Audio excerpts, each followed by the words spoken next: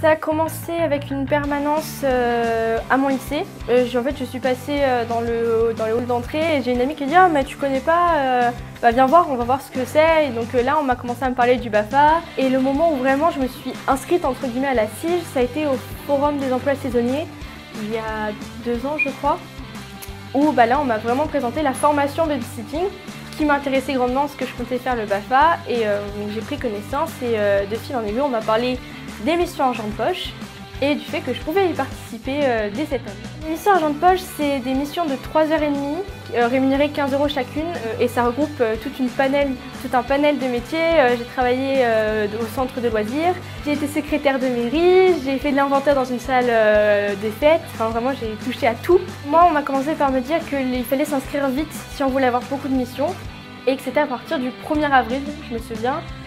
Que c'était sur internet, sur le site de la CIGE, et finalement ça a été très simple, il fallait s'inscrire, remplir un formulaire, il était envoyé et on est inscrit. Moi en fait ce qui m'a beaucoup servi, c'est la première information qu'ils nous ont donnée avec les missions argent de poche, c'était d'appeler nos responsables. Et si je ne m'étais pas entraînée, je ne me serais pas rendu compte que je ne savais pas téléphoner. Et ça m'a beaucoup aidé pour ma recherche de job saisonnier cet été. Donc j'ai dû appeler énormément d'entreprises. Et en fait, au final, quand j'ai été prise, j'étais totalement à l'aise au téléphone. Et même en entretien d'embauche, j'avais déjà été face à un responsable, à un supérieur. Et donc du coup, ça m'a permis de connaître, de ne pas être effrayée par le travail et de pouvoir intégrer facilement l'entreprise après.